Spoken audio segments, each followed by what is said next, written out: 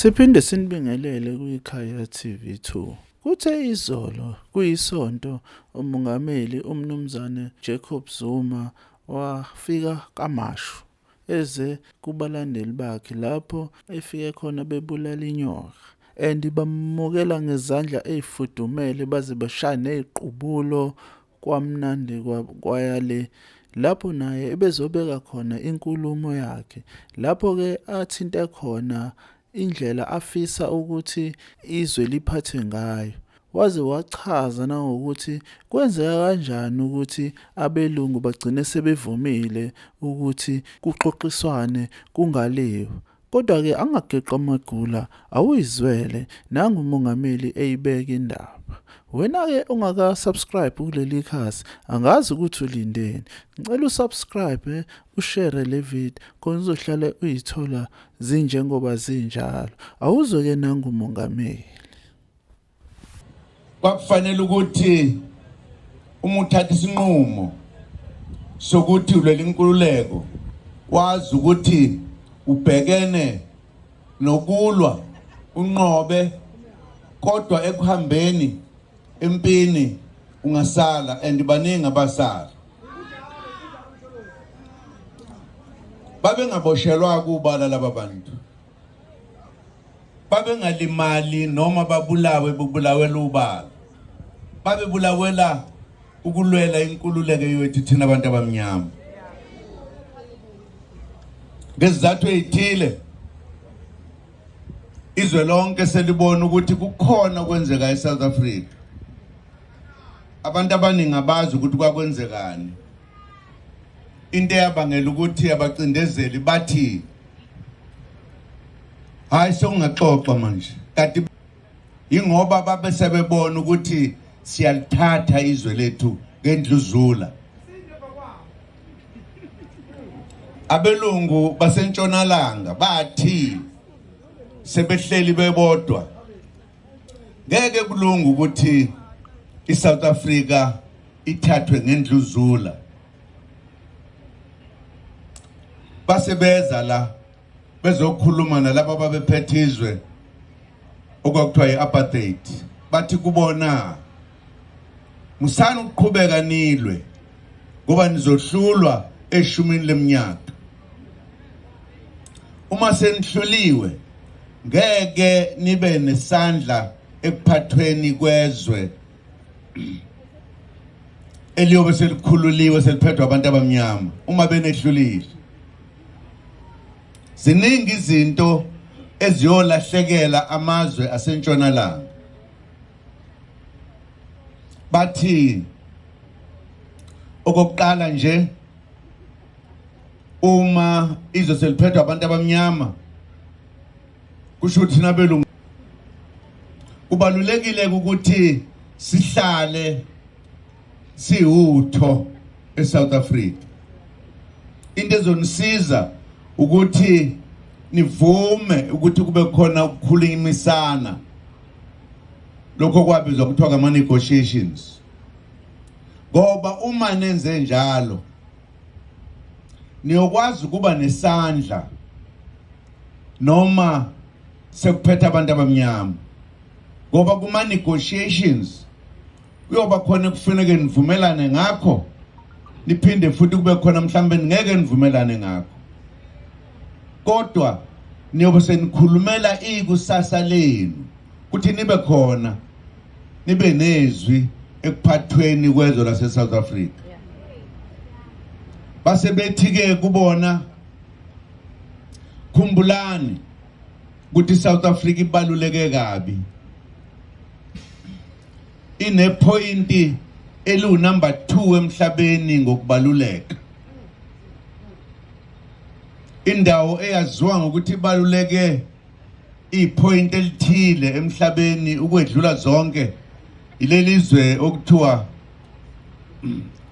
iMiddle East kulela ama-Arab. Ngoba ilona lizwe uma ukulona elikwazi ukuxhumanisa wonke amazwe abase-Europe, abase-Mpumalanga, abase-Afrika. Ma use-Middle East ukwazi ukuya kunoma yiphi kulezi ndawo.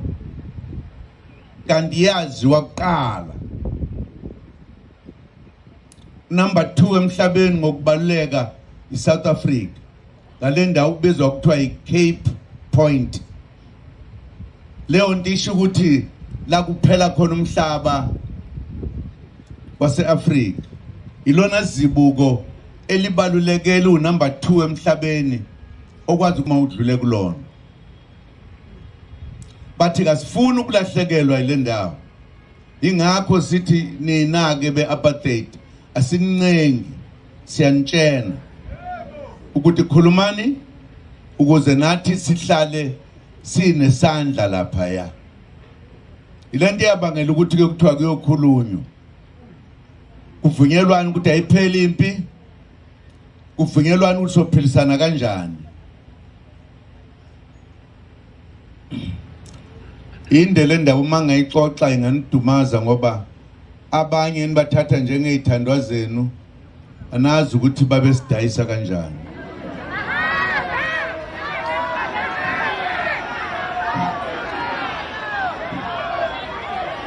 Manini lalelani indaba zixoxwa ziphinde zinqanyulwe ziphinde zixoxwe nangelinye ilanga. Sikwazi ukuyixoxa zonke. Ngixoxela nje indaba okufanele baniyazi ukuthi sikule nkinga nje kwenzeka kanjani. Usekhaya ke la kimina kwaMashu. Uma ngila ngixoxa indaba sekhaya. Ngwaka khona ngalena nje kancane. Ikhaya lami lapho elikhona. Sekhaya mangila. Ngoba ngaze ngilithola ithuba lokunixoxela le ndaba. Ingakho ngithi ukuthi nje kancane.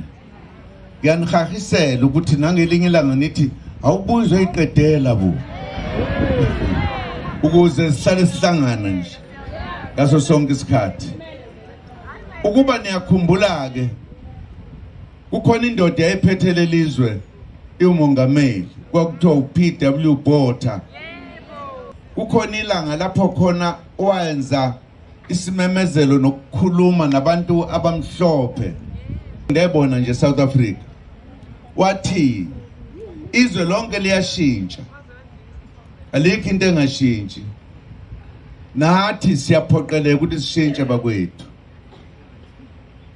Waze wenza izwi alikhuluma walithi phecelezi.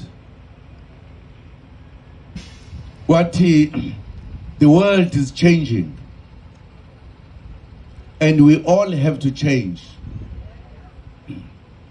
And that's why thina bantu abamhlophe eSouth Africa asivumi ukuthi izwe liyashintsha. Nathi kufanele sishintshe. Wayesethi ke sisalelwe izinto ezimbili kufanele basithathe inqumo ngazo. Eyisho ke ngesilungu. Wathi into ezisalele ukuthi we must adapt. Ubani okhumbulayo? Ubani okhumbulayo? Nani ngekho?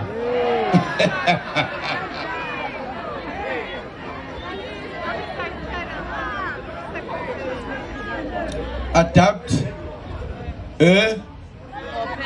When?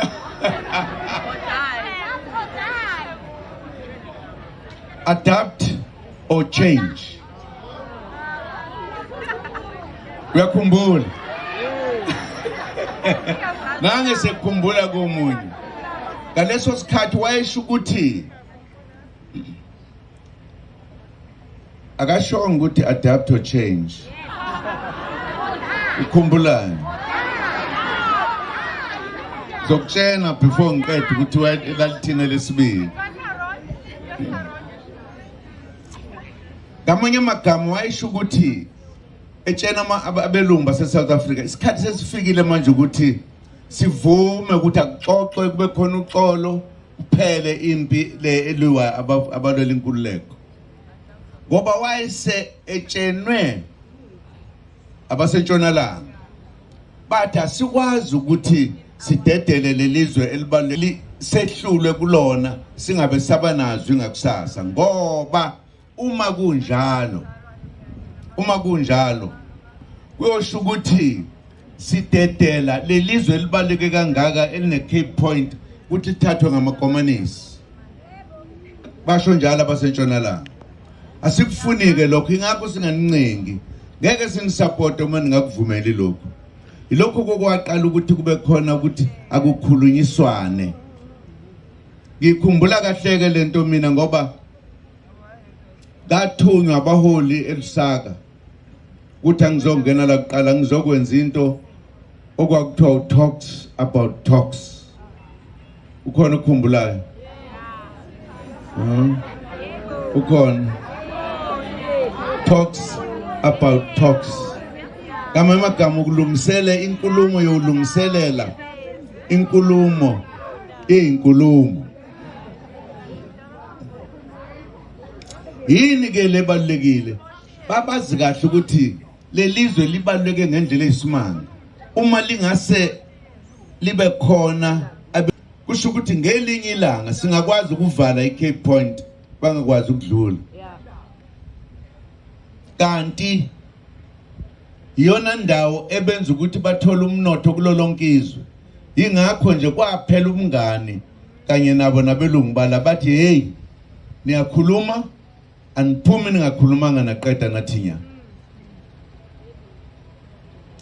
uma ke kwenzeka lokho abanye abantu izinto abakwazi ukuzibona ngoba vela amehla wefana lokho kusho ukuthi kwakufanele ukuthi sifike esigabeni sokuqala senkululeko uma kuthiwa kuyanegotiate kuyakhulunywa akuyona inkululeko ephelele leyo ngoba kufanele ukuthi niphikisane nivumelane njalo njalo abakwazi ukukhuluma isilungu mina ngisazi bathi uma kukhulunywa ngesilungu kuthiwa is a matter of give and take kukhona ukuthathayo nawe kukhona okunye ongakuthathi kodwa nize nivumelane ekugcineni kusho ukuthi ngamanye amagama uma siyilandela kahle isigaba sokuqala senkululeko iphelele ingakho nje sathi uma siqala kuba khona uhulumeni oqala kwakhona into okuthiwa government of national unity uhulumeni ophethizwe ngoxolo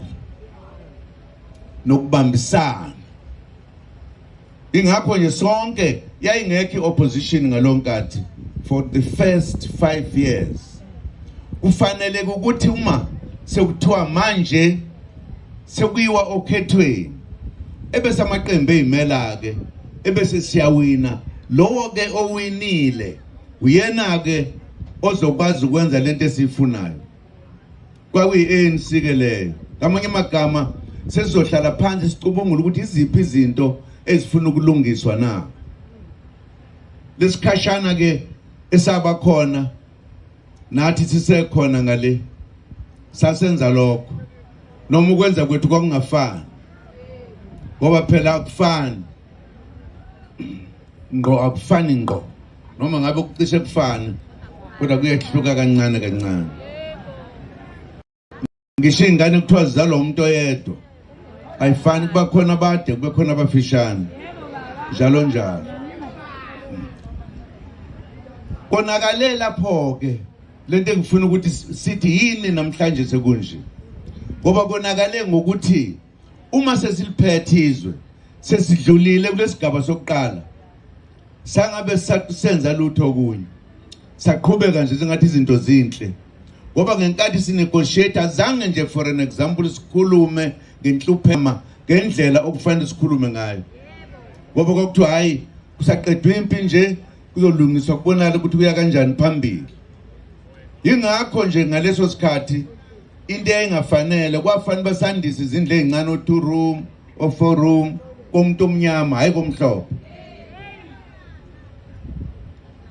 kwasho ukuthi kithina leli qembu lethu noma lenhlangano yethu elethelwe ukuthi ishintshe isimo emhlabeni ibonakala sibuthakathaka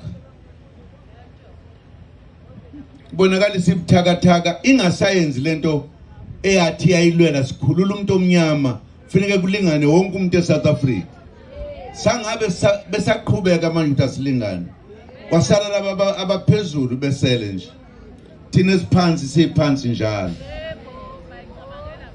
Kanti umsebenzi wethu kwakuyokuthi uma sesikhulekile silungise indawo zethu zifane nazo zonke indawo zabantu abahlala eSouth Africa, noma umnyama noma umhlophe, bangabe sakwenza lokho.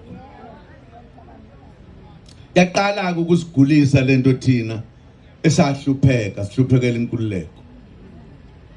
Kwaqala ukuba khona indlela abahola sebeyiphethe ngayo abacabanga ukuthi ibona abanikazi bombutho, hayi thina singabalungu ombutho.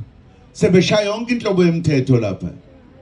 Ongazi ukuthi qhamukaphi bengasibuzanga. Bengazange bazositshela nokuthi senza lokho. Uzokuthiwa sekukhona into nje ongayazi. O step aside. Njalo njalo njalo njalo. Ukuthi why should you step aside? I don't know. Kodwa bona while sabanye abantu be step aside, bona they are not stepping aside.